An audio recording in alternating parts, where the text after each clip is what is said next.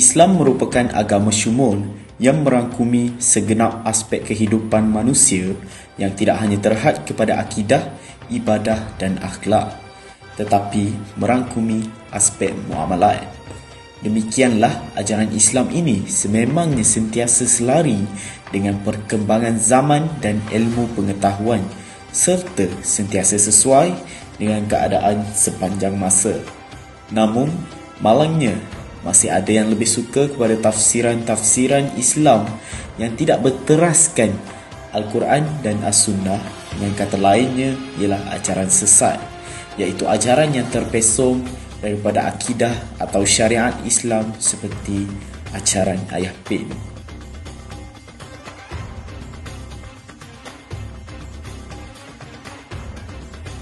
Arifin Muhammad yang dikenali sebagai Ayah Pin memulakan kerajaan langit dan kemudian diisytiharkan sebagai kumpulan sesat oleh pihak berkuasa.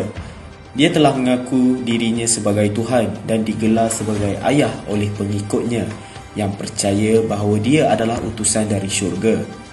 Arifin dilahirkan di Bacok, Kelantan pada tahun 1943 dan dia mula berpindah ke Hulu Besut pada tahun 1975. Sebelum dia berpindah, dia menetap di Kampung Beris Kubur Besar Bacok, Kelantan. Markasnya di Kampung Batu 13. Hulu Besut adalah istana yang menampilkan teko raksasa.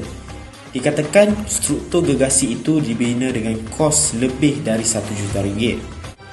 Arifin meninggalkan Islam pada tahun 2001 sehingga Mahkamah Syariah menuduh dia bahawa ajaran kepercayaannya palsu, menyimpang, merosakkan dan mengancam keamanan masyarakat.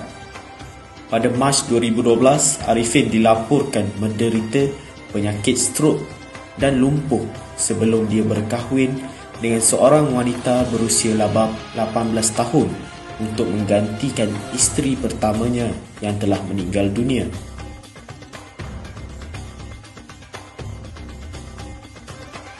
Istilah ajaran sesat ini adalah ungkapan yang cuba menggambarkan bentuk akidah yang sudah menyimpang ataupun tidak menurut landasan dan perintah yang ditetapkan di dalam Al-Quran dan As-Sunnah. Sudah tentu dalam konteks Malaysia ia menyimpang daripada pegangan ahli sunnah wal jamaah.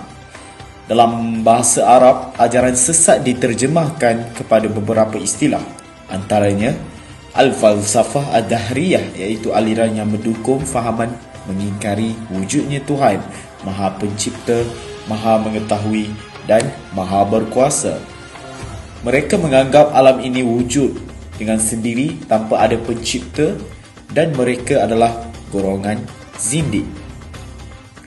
Antara ajaran sesat yang ada di Malaysia ialah Kerajaan Langit yang ditubuhkan oleh Ayah Pin.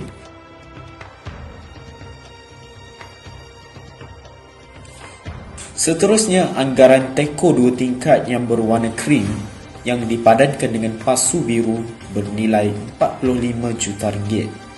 Selain itu, payung kuning yang sama besar dengan teko memberi lambang sebagai tempat umat berteduh di bawahnya. Selain daripada itu, ianya dikaitkan juga dengan 9 planet dalam agama Hindu. Di samping itu, bot nelayan yang kononnya bahtera Nabi Nuh dan yang terakhir ialah lambang bulan sabit sebagai perlambangan orang tanpa agama. Pengikut-pengikutnya mempunyai kira-kira 22,800 orang. Kebanyakannya Melayu, tetapi ramai juga daripada Afrika, India, British, New Zealand dan Singapura. Tambahan pula, pengikutnya menganggap beliau Raja Langit dan objek yang tertinggi pengabdian untuk semua agama.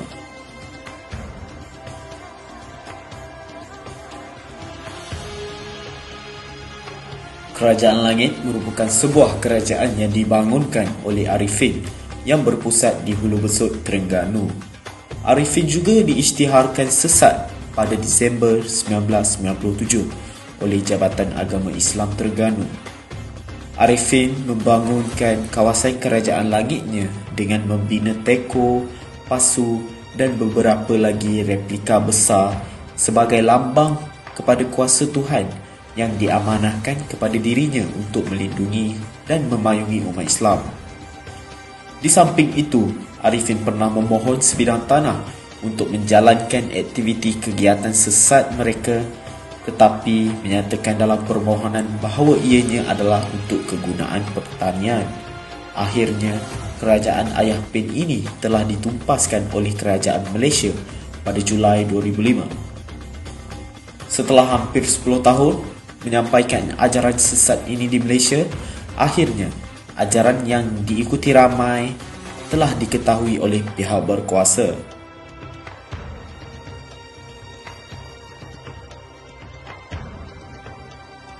Arifin atau nama lainnya Ayah Pein adalah anak murid kepada Hassan bin Yaakob, juga dikenali sebagai Tok Yah Hassan, Pak Teh Hassan atau Pak Chu Hassan. Hassan dilahirkan di Kampung Cetok, Pasir Emas, Kelantan pada tahun 1914. Bermula dengan guru silat, namun mula mendekati ilmu agama apabila usianya telah meningkat. Seterusnya, Hassan juga pernah berniaga anak limau iaitu benih limau, dan lama-kelamaan Hassan digelar Hassan Anak Limau dan digelar oleh pengikutnya Hassan Anak Rimau. Antara cirinya dikatakan kononnya boleh membaca isi hati tetamu yang berkunjung ke rumahnya. Ajarannya berbentuk zikir kuat dan beruzlah. Di samping itu, apabila Hassan telah meninggal dunia, ajarannya tidak berhenti begitu saja. Malah antara pengikutnya iaitu Ayah Pein mula melahirkan ajaran baru. Tegasnya, pada tahun 1983, Muzakarah Jawatankuasa Fatwa Majlis Kebangsaan telah membincangkan ajaran Hassan Anak Rimau ini adalah salah dari segi ajaran Islam dan membawa kepada kekufuran.